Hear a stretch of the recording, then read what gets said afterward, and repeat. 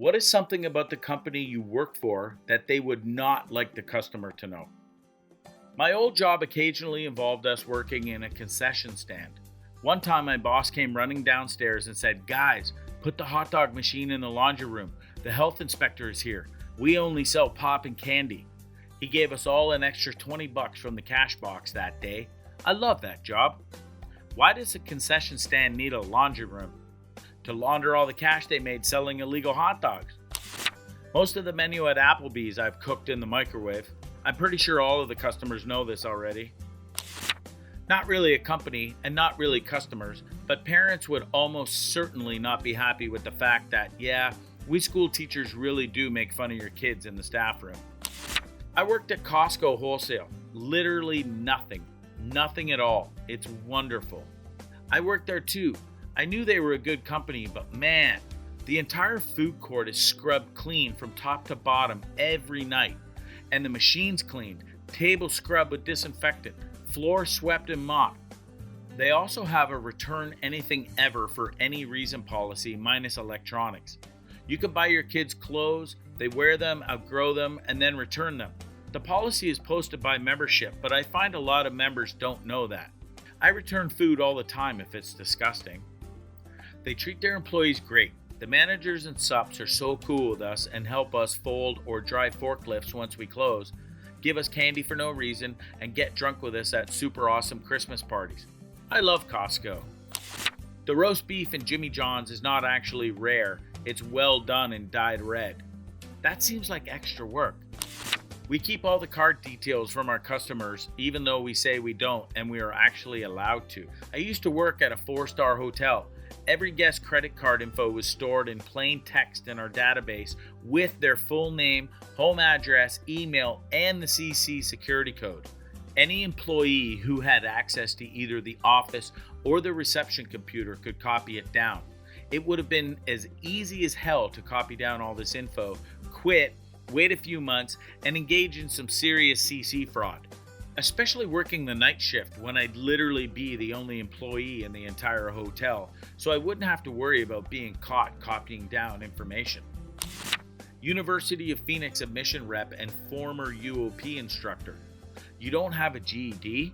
No problem. My boss knows a guy that can get you a GED in 3 days for $100. No test needed. You are worried about tuition costs? No worries. We'll get you all the grants and loans you need. Deferment is a wonderful idea. You need cash now?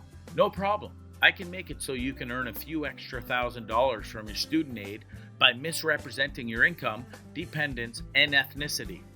Scared that college will be hard and time-consuming? Nope. For $100 a class, I can give you an email address to someone who will log in as you, post discussions, do your assignments with a minimum of B grade.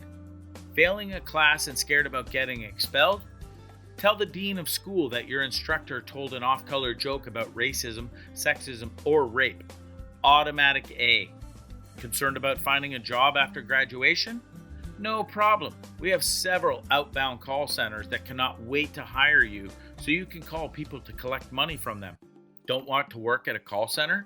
As I have been told by dozens and dozens of recruiters, if you mention that you have a degree from any for-profit school, UOP, Kaplan, DeVry, etc., your resume gets thrown away. Think the government will shut us down? Ha! University of Phoenix spends millions of dollars to lobby senators and representatives to not look our way. Instead, shut down the smaller colleges. Used to work at Levi's flagship store in San Francisco. We had a pair of the oldest known Levi's in existence framed on the wall in the boutique, and every now and then some out-of-towner would come in boasting about how rich they were and how Levi's represents the American dream, yada yada, and demand the rarest thing in the store as a memento. We were told to direct them to the torn-up old jeans on the wall and tell them they were from the 1880s and had been found in a barn in the early 20th century. They would then fork out $1,500 or so and be on their way with their jeans, and would replace them with another copy from the storeroom. Now that I think of it, Levi's would probably like people to know about this. What with all the assimilated working class propaganda they used to sell their pants, distraction from the more evil things. Unfortunately, I haven't been to a sweatshop, so those stories will have to be left to someone else. I desperately hope there is someone reading this with one of those pairs of jeans just saying, "You gotta be kidding," right now. I work for a store that primarily sells DVDs and CDs. They would not like you to know that there is something called the internet. I just bought a Blockbuster store for $10,000. I'm going to be my own boss.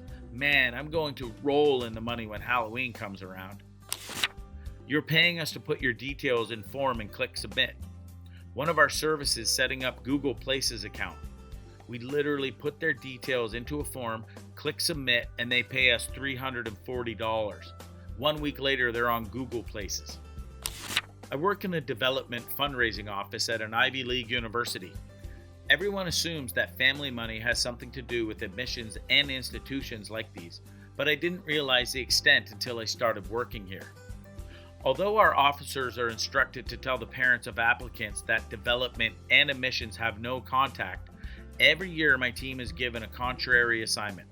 For every applicant, we need to look up all their alumni relatives and write a report on their relatives giving history to the school, current wealth, and potential for future giving. These reports go to the admissions office to be included in the applicant's file. This really sucks to read. Annoyingly assumed this was the case. If you bother us long enough, you get free things. If you bother any largish company long enough, you'll get free things, or at least a coupon. Try it. Email customer service with some random complaint. The box was too hard to open. It didn't work like that on TV. Anything. Usually you'll at least get a coupon. A lot of times you'll get a free product. It's fun. I tried this. What I got was ignored. A lot. I used to work for a dish installing company for DirecTV. DirecTV would knowingly overbook appointments by the thousands, and knowing people were just signing up and needed an installation.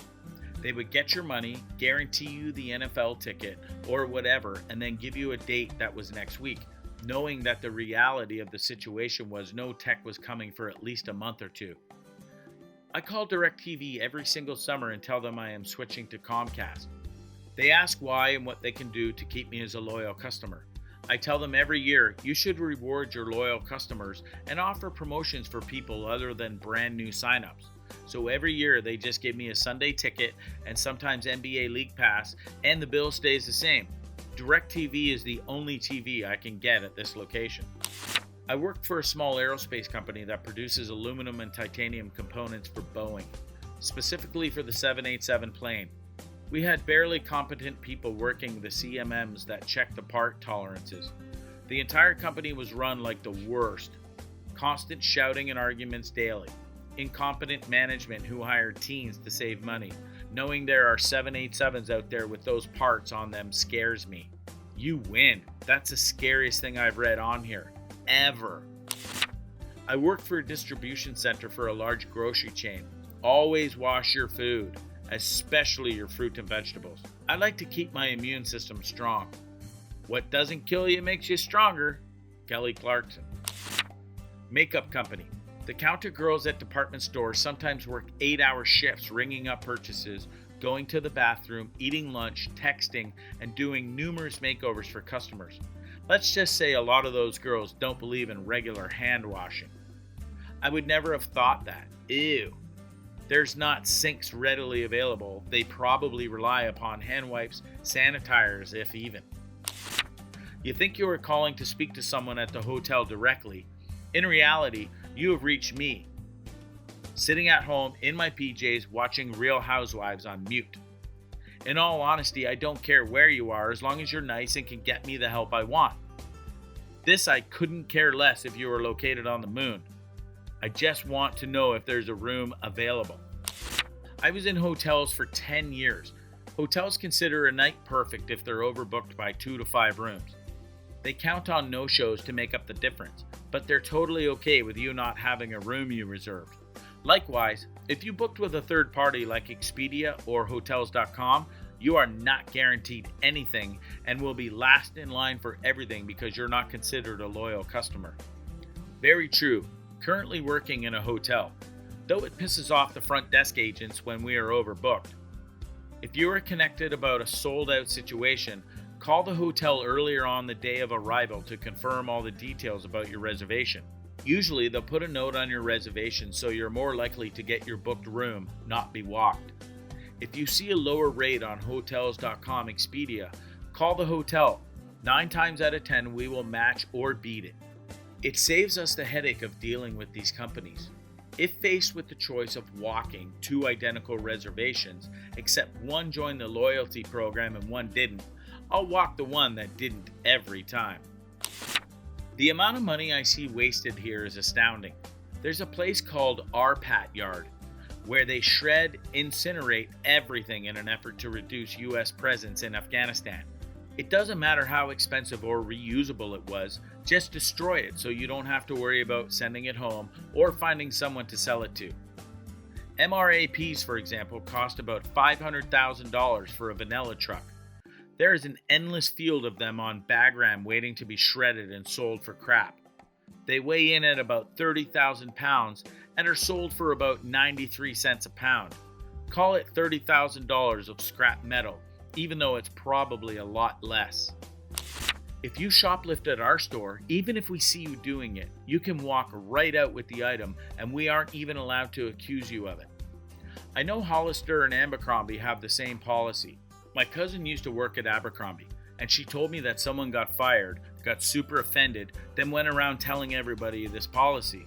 Well, this mall was in a really bad part of town, so you can imagine what happened next. She said it was pretty much a stampede of teenagers going crazy. She and her co-workers locked themselves in the back and called the cops. They even tried taking the moose off the wall. We find weapons and drugs all the time and are encouraged to just dispose and ignore and not report it. I'm a high school custodian. It's one of those swanky upper class sort of schools, so we're pretty much actively encouraged to ignore stuff like that.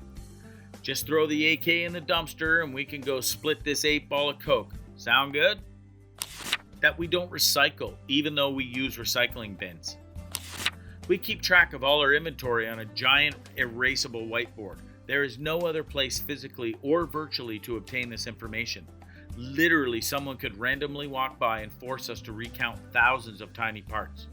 I work at a robotics company, and our customers are various hospitals all over the country. The thought of this makes me want to cry. Someone bring in a laptop with Excel, anything but a whiteboard. Or at least take a cell phone picture of it every so often.